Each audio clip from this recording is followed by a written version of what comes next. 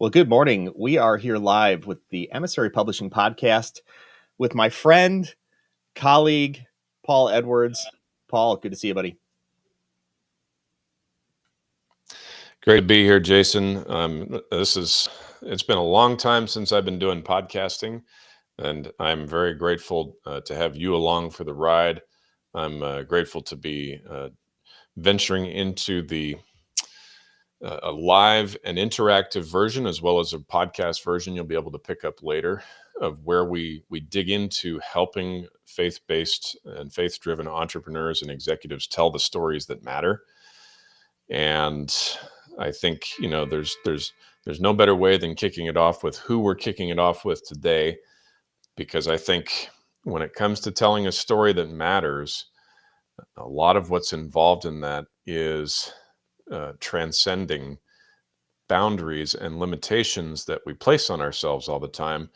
And I can think of nobody better to break down a particular avenue of how that happened for him and for his clients and for a lot of people he knows than Giuseppe Grammatico, who's going to join us today. That's awesome. Well, I'm looking forward to this. You and I have spent the past year or so digging in with faith-based authors and like you talked about, telling the stories that matter here at Emissary Publishing. So let's get on with it. Let's welcome Giuseppe here to the podcast. Giuseppe Grammatico. Hey everyone, thanks for having me. This is awesome. I'm excited. Just found out this is show number 1, so I'm really, the pressure's on this one. So yeah, screw it up. There's going to be a public shaming if you don't perform, and the whole bit. We're going to hopefully. Are we setting the bar high or low on this one? I'm just kidding. Yeah. Now I'm excited. And I'm really excited, and I'm honored to be the first guest. So thanks for the invite. Well, this is good. Now, Giuseppe, you and I don't know each other very well, but you and Paul go back a bit. Maybe you guys tell us where you began this journey. What was it now? We got introduced by somebody, and I don't remember who it was. Do you remember who it was? I do remember. He's introduced me to quite a few great guys. Rocky Lalvani from Profit First. That's it. Okay. Rocky's the connector, and I was on your show, and I was still pretty new, trying to figure out exactly how podcasting worked and things like that. So that's going back 2000, 2008, 2009, I believe, if I'm not mistaken. I'm sorry, 2018. 2018. Yes. 2008. I was in the Army back then. Right. Yeah. So it's been about just say 5 years ago. So yeah, we started talking. We've been on each other's shows. You've been on the Franchise Freedom podcast, and it's been great. It's been a journey, and wow, in 5 years, so much has changed. So excited to kind of cover that today. Well, yeah, and for just a bit of my brief memory on it.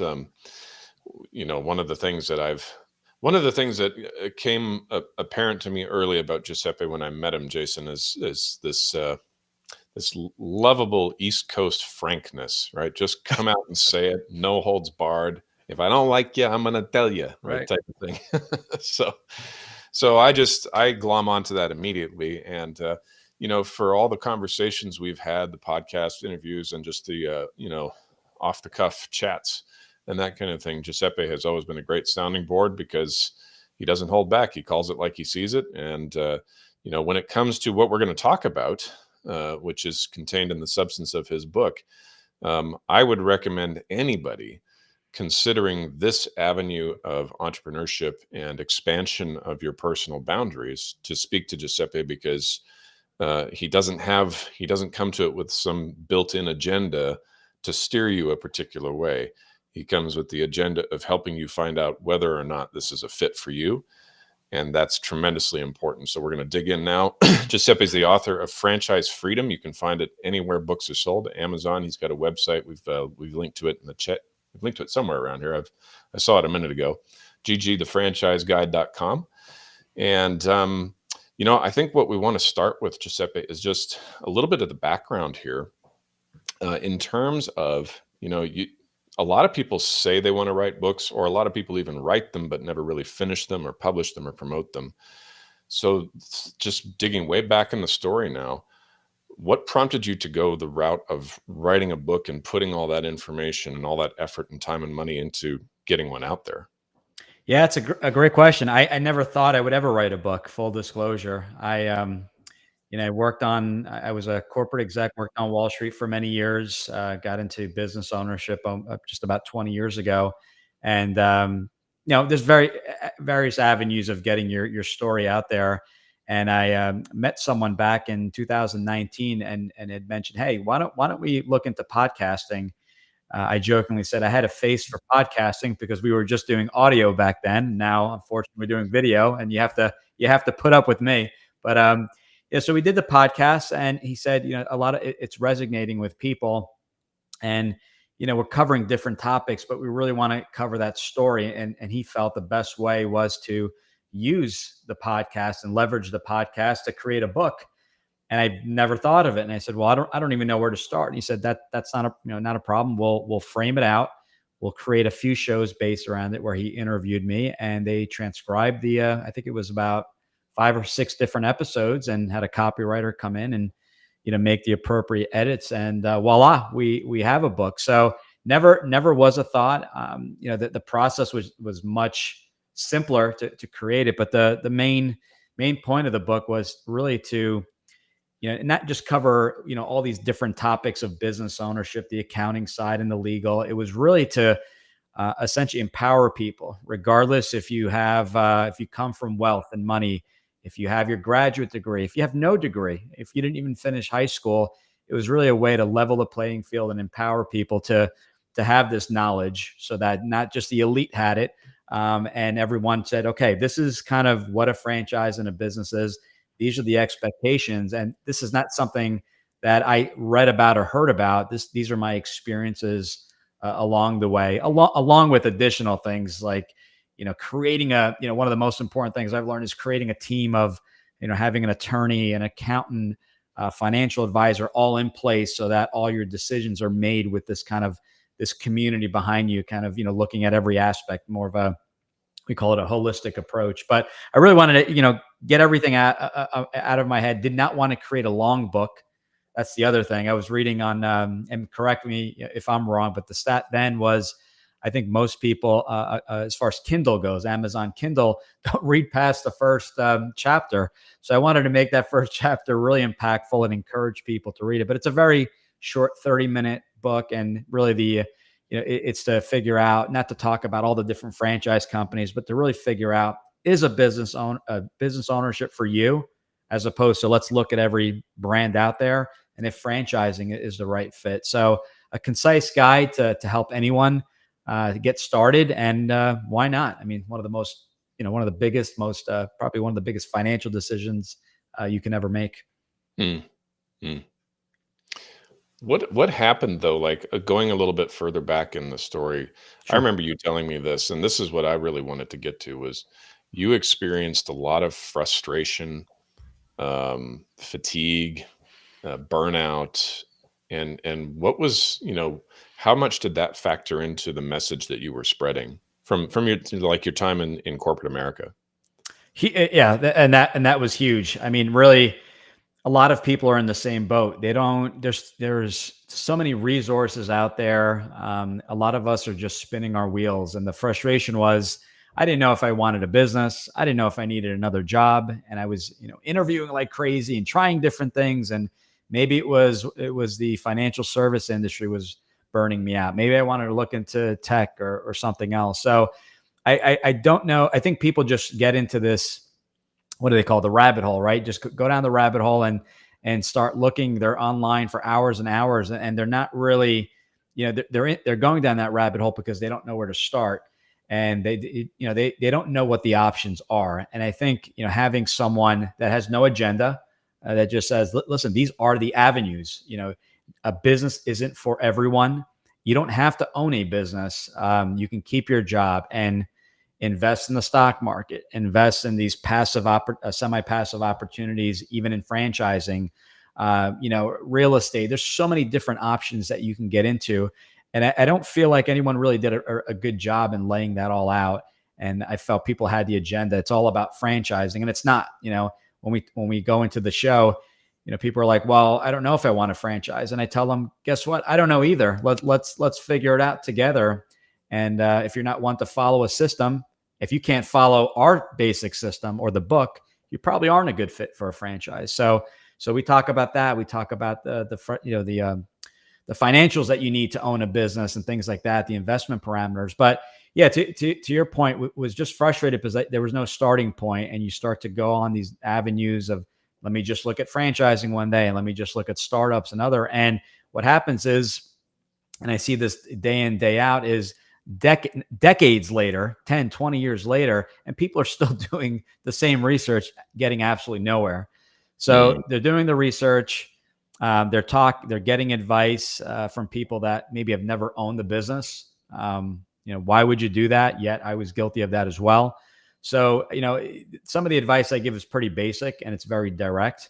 And I'll tell people, maybe, if you can't follow a system, maybe a franchise isn't a good fit, or you may be a good fit, but let's look at your financials. If you have no money to invest, this isn't a no money down deal, evening, midnight, infomercial that you see on TV. This is a true business. There's skin in the game. It's a lot of work. There's risk.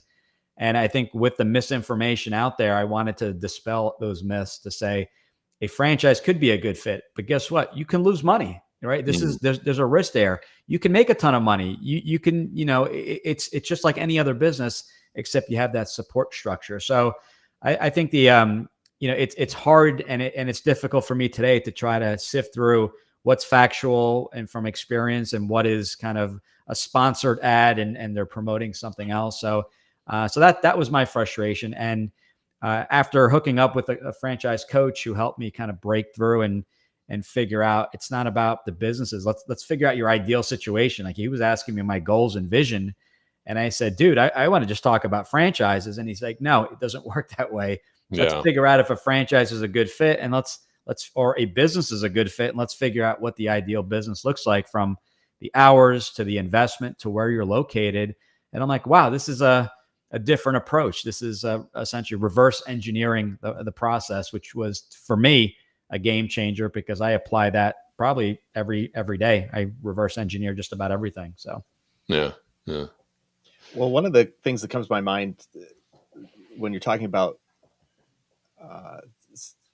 I guess, entrepreneurs looking to settle into something, and they tend to wander, right? Startups, maybe I am comfortable in my job, maybe I'm not. Franchising, and then they begin, like you talk about, getting advice from people who are in their close circles, right? Who have never necessarily walked the path, right, of a startup or a franchise, and it becomes confusing, I think, in a lot of regards. I saw recently a video about overthinking. People get stuck in that overthinking loop. Mm-hmm. You think you're thinking about making a decision, but actually you're thinking about eliminating consequences.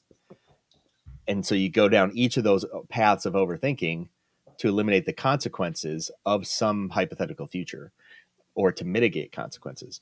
I'm curious, when you settled down and you made this transition, you really niched down into franchising. Was it also confusing for you at the outset whether this was going to be the path that you wanted to invest your future in? Absolutely. Yeah. I mean, it was absolutely confusing, because at first I was looking at the different jobs and the different companies and industries and things like that. And at the time, Subway was the big franchise, and I saw a lot of people, what I thought was, were making money. I assumed they were making money because they own multiple. So it absolutely was confusing, because I kept getting pulled. I kept finding, looking at the shiny object and what's the hot thing out there? What's everyone making money on? So I just wanted a proven system and just something that I can run with, and I could just essentially have the playbook and just run with that playbook. So it was absolutely confusing. And the other interesting part to that was that, and I know a lot of people are in the same boat, including myself, was, you want to do the research on your own. You don't want, you feel like if you speak with someone, you're going to get sold something. So I know people are hesitant. So research shows in our industry, 80% of the buyer's journey is done prior to that first conversation. The issue I have with that is that some people aren't getting the whole picture, and that's where I have to take a step back, and I'm actually creating some more educational videos that I can send to people before the phone call, and just let's set the record straight as to, I tell people how I get compensated. I don't charge you for the service, and the franchise companies pay us. But with that being said, I want to be very clear that a franchise isn't for everyone, and we're going to go through the kind of the right fits. So I don't want you to feel pressured in any way. But with that being said, where I get a lot of people to contact me is that the misconception or the preconceived notion of franchising is it's all food. And when people speak with me and they find out it's not all food, it's dog waste removal, eyelash extensions, business coaching, mental health, 70 plus industries, they're shocked by that. And then they said, well, I don't have millions of dollars. And then they find out it's a fraction of the cost in some of these cases. So once you start laying out, before you make your decision, these are some benefits and pros of owning a franchise. And, these are some industries, these are some investments. This is the difference compared to a startup. People are shocked, like, wow, I can pay a franchise fee and be open in 30 to 60 days. They're shocked by that. So yeah, it's frustrating because, no one really gives you the whole picture. And that's part of what I do. And when people ask me, well, what's your success rate? I go, I don't know what a success rate means. A success rate in sales is I close 50%, I close 100%. And that's not my role. My role is education. So if I can help you decide not to buy a franchise, I consider that successful, right? I mean, we help, work together. So yeah, it's very confusing. And I like to meet people where they're at and educate them along the way. But I like to make sure they have all the information so they can make the best informed decision. One of the things Paul talks about here at Emissary is when people come to us and like, hey, I want to write a book. One of the things he mentions to them is that maybe you don't. Yeah. Maybe you have a message that you want to share, and a book may be the way to do that. And it also might not be. And it sounds to me like you do the same sort of thing with folks who are looking to franchise. But my thought centers around this idea of you have invested your time and energy, your life now, into helping people through this confusing process to set themselves up for, whatever future they're looking for. Right. Why is that the message that is so important to you that you would invest your time and energy into it? It's huge. It's basically all my trial and error, all the things I've learned the hard way that I can provide that packaged in, 48 pages. So I think, the message or the reason to have a book is you get your thoughts out there, but they're uninterrupted thoughts. It's not a conversation, so that the information is there for the reader, for the potential franchise owner to go through. Again, not stop me in the middle of a conversation, in the middle of a thought with another question, but just to really sit back. Usually people are reading this maybe in the evening, distraction free, not checking emails. So I think, having that clear message is crucial to have it down. It helps with credibility as well. Like, this guy's done it. This guy has, actually owned businesses. I've owned franchise and non-franchise, so I can definitely talk on both. But I think just having your thoughts structured in one document for people to review it, it's evergreen. Things don't change. A lot of what I talk about, aside from maybe the number of franchises, could change every year, but nothing really changes. There's no update that needs to be done every year. This is the same mechanism, the same systems that we use to help all the individuals does not change. The franchises change, the number of brands change, and availability and things like that. But I think that's where the book comes into play, and it never came across my mind until speaking with the gentleman that helped launch my podcast years ago. So it's a great way to just get your thoughts out there. And, this is something that for the most part, people are reading prior to giving me a call. And sometimes they'll say, well, I want more information. And I said, fine, give me a call. We'll discuss it. The book isn't meant to be this 500-page document that most people won't read. It would be way too much information. It's kind of like, okay, these are the things to consider. But if a franchise isn't the good fit, why, stop here at this book. I have another book to recommend you. So I hope that answered your question. I know I kind of went off in a different direction there, but no, I think it's spot on. One of the things that I've appreciated about writing books, I've got a book published here, and I've written a lot of other things in the past. is that it's a process of distillation of thought. It's the taking the essence, the core of what a person wants to say, and refining that into something that's concentrated rather than what you talk about, sort of diluted. You get sound bites, or you get into a conversation where I had a lot more to say on this, and it's really important that you heard that, but we didn't get to it because we went on a number of different paths. And I think one of the things I'm hearing that's super valuable about not only your personality, your path, but also your book, and why you wrote this into a book, is to give people the concentrated truth. Because if you're going to invest your life in starting a business or owning a franchise, you got to know what you're in for. And it's not, and it's just, it is, people need clarity, perhaps. And so that's what I'm drawing out of that. So yeah, absolutely.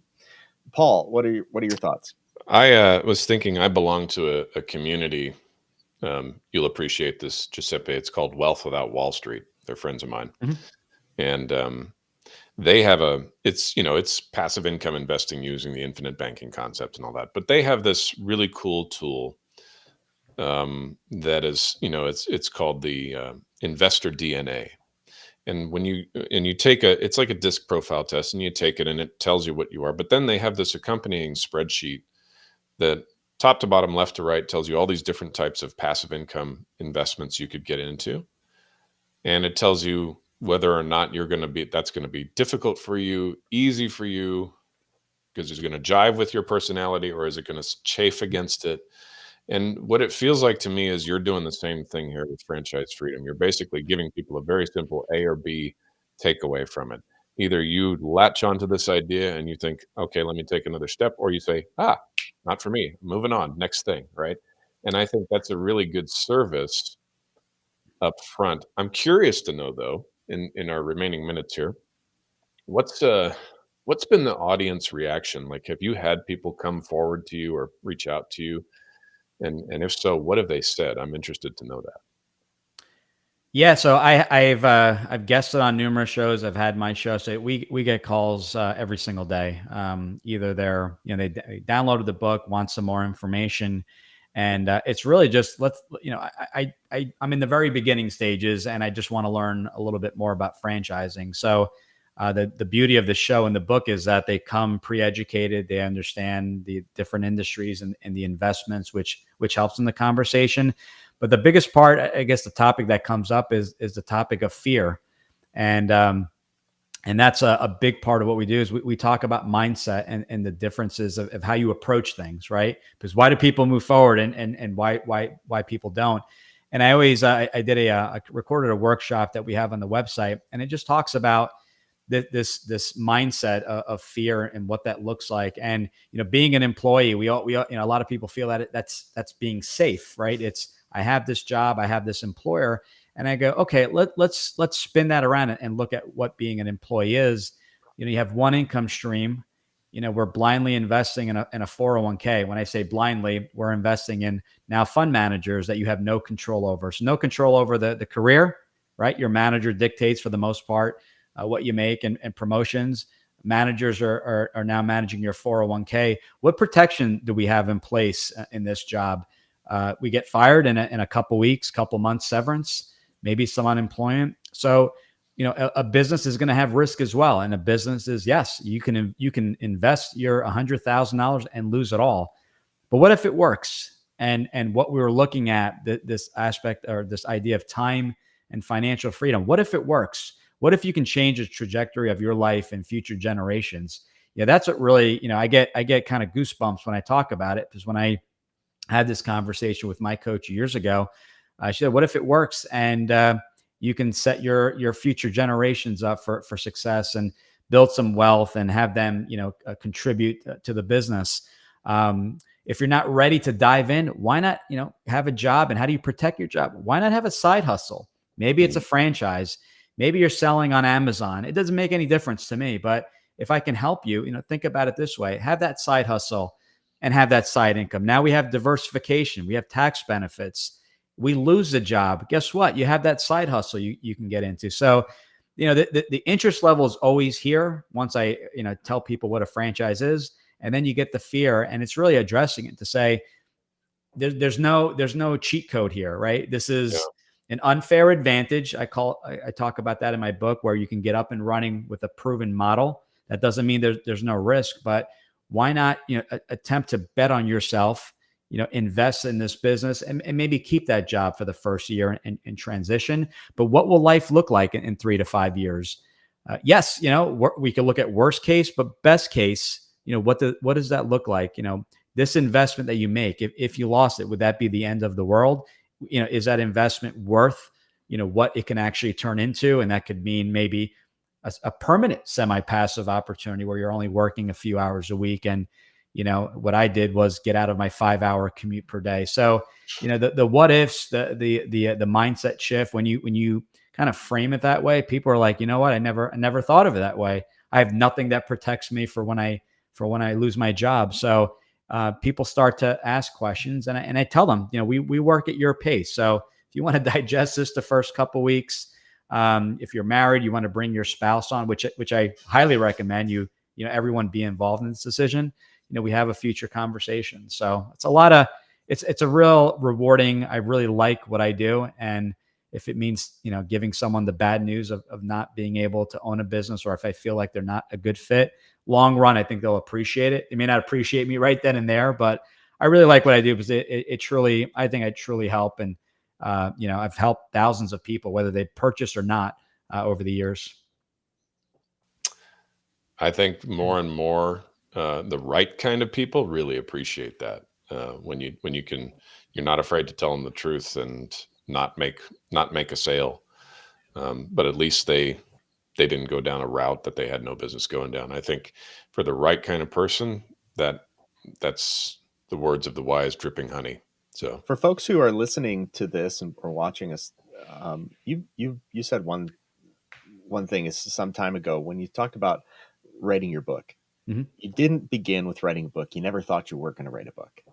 However, you started producing content in a podcast, I think I heard you say. Yes. And out of that podcast, which I think enabled you to get those thoughts out to an audience, and figure out what was important, what was not important, how I'm going to say these things. You took that content and turned it into a book that said what it needed to say and didn't say too much. A couple things that come from that process, I think, for folks who are thinking of writing a book. You don't have to think about a 100-page book as though I have to expound on everything. You don't. You can say what you need to say and be done, which is super important depending on the book that you're writing. But also start someplace. Start someplace with the content that you think is valuable enough to speak about, which could be a podcast, which is perhaps easier. One episode of a podcast is easier than going through a whole writing and publishing process of a book. Do you see that process at work in not only in that kind of initial book? Do you see that process at work in any future productions for yourself? Yeah, I mean, with the book, it was nice because you outlined it all, right? These are kind of like, the main 5 topics. You got the intro and the outro, and that actually affects you with blog writing, with the setting up of my podcast episodes, with the consultations I do with everyone. There's always that beginning, and it's always like, all right, well, if you don't pass that beginning, if a franchise isn't a good fit, why, we don't have to get into all the other details. So blog, podcast, book, it's all the same thing. It's really, these are the main points. And many times, I do key takeaways in the book. If you don't have time to read, it's a 30-minute read, I think, at most. And I even do that with the show and the blog, and just say, these are kind of the key takeaways. You want some more information?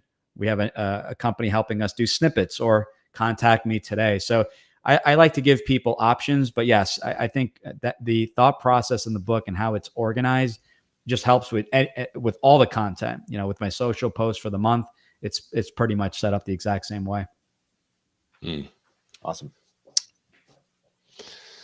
Well, as we are up against our time here, Giuseppe. So I've mentioned it already, but I'd prefer the audience just hear from you a little bit about where they can learn more about you, research you, stalk you a little bit, maybe on your profile. What's the best place for us to send people? Yep. So we have a new site. The site is live, but we'll have a brand new site beginning of the year, and it's my initials because my name is ridiculously difficult to spell, and it's GG as on the screen. The Franchise Guide, GUIDE.com. A couple resources there. So you have the book we talked about, Franchise Freedom. Encourage everyone to you can buy it on Amazon or download it for free right off the website. So check that out. It's the exact blueprint I used to help me find my first business. There's a workshop there. If you're stuck between employee, employer, and you prefer to sign the front of the check versus the back of the check, there's a workshop for everyone on there. And we have 150, I believe, plus podcast episodes covering, you got Paul on there a few times. We have Rocky Lalvani from Profit First. We talk about exit strategies and legal stuff and accounting, and we've had some franchise companies on there. So it's a great way to dive in. If you want one resource to start, I would start with the book, and then give us a call. You can book. I offer everyone a 20-minute call, even if you're kind of very early stages and you want to speak with me and have a 20-minute chat. I've been known for having these calls and hooking you up with a recommendation with a recruiter, or we feel together a job is better, and we've hooked up people with a LinkedIn company to help them rewrite their profiles and things like that. So we have, as part of the show, as with Paul being another example. If you want to write a book, I'd highly recommend Paul. So meeting him after the fact. So these are great conversations to be had, and there's always a referral or a connection I can make. So check out the site. You're more than welcome to all the resources are free. The service is free, and if you have a specific topic you'd like, you can just message me, and that may be a future podcast episode. So feel free to reach out with suggestions as well. Well, there we go. Well, Giuseppe, it's been great having you on the show. Check out Giuseppe. His website is ggthefranchiseguide.com. And if you are a faith-based founder or executive who's thinking about spreading a message, it's burning you up deep on the inside, and you don't want it to die inside you, then the right place to go is publishwithemissary.com, where we help faith-based founders tell the stories that matter.